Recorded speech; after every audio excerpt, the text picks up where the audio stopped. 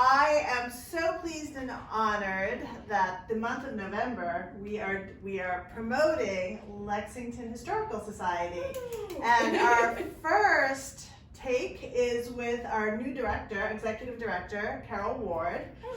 So, and she's going to tell us about herself, about the Lexington Historical Society, big overview. Yeah. So I am brand new to town, so I'm one of those Lexington newcomers. Nice. I just moved from New York City. I've been here about a month and a half, and we were just chatting about the fact that I came on my interview and I kind of fell in love with the town. I mean, the town is so amazing.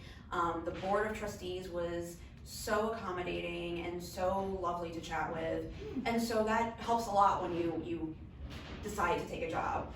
Met with the staff, and then I've got these 4 amazing historic sites to manage. You can't go wrong with where the American Revolution started. Literally, like right outside that window is where the American Revolution started. So I love being surrounded by historic items. What I always say is the physical objects tell us the story of the history, and the buildings themselves are part of our collection. And I just love watching people walk around and kind of witness that history and learn about that history as well. Okay, so like, how do you come to this in your life, right? In this field, right? Yeah. People ask me that question all the time. Okay. So my background is art history. Okay. So I was one of those dorky kids that I went to museums all the time with my parents.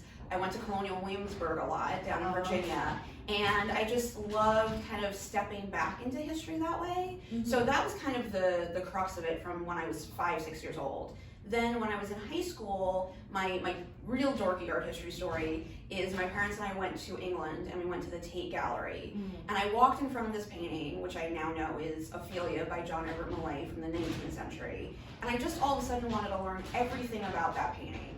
So that's how I got into art history, is I wanted to learn all about what I saw, and then I went into museum education first to basically share my love of all the art with anyone that would come into a museum. Mm-hmm. So that's how I started working in museums, is through the education and the programming side of things. And then 2 jobs ago, I was the director of the Morris Jamel Mansion in New York City. And I started in education there and then worked my way up to director, and I love kind of the operational side of things as well. Nice, nice.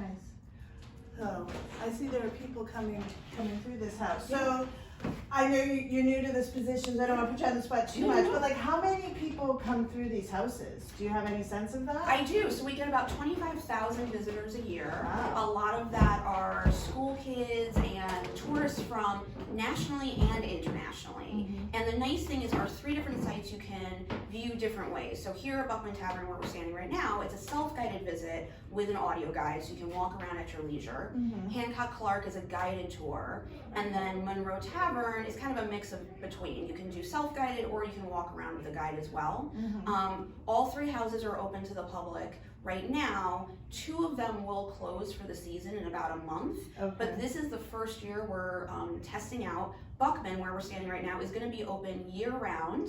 Oh, nice. For the weekends. Okay. So starting in December, it'll be open Saturday and Sunday, 9:30 to 4. Always check our website for all the information. Right. Nice, nice.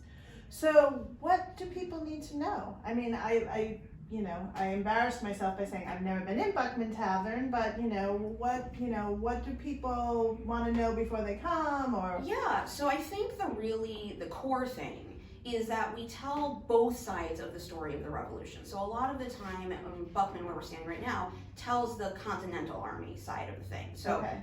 the future American side. But the really cool thing is Monroe Tavern tells the British side, because one of the things one of my board members said to me as I was interviewing was, who actually won that day? And there's always 2 sides to the story. Right. And it's really important for us to tell both sides of that. And then Hancock Clark is amazing because it's literally the house that Paul Revere rode up to tell the Americans that the British were coming. Right. So we've got all these amazing historical touch points. And on top of that, we do amazing programming throughout the year that is rooted in the history of Lexington, but also tells a lot of contemporary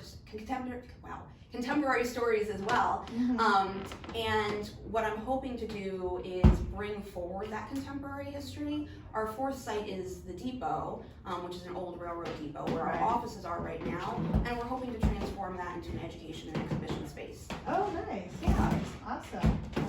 Well, I appreciate it, and I look forward to like some in-depth interviews with all of your staff. Yes, and I your have- different sites. I have an amazing staff, and we're so excited that November is gonna kind of spotlight us. Right. We just opened our new Archives Research Center, which is gonna open to the public on November 1st. Oh, perfect. So that'll be perfect. Yeah, awesome. Good. Well, thank you for your time. Of course, thank you. Yeah.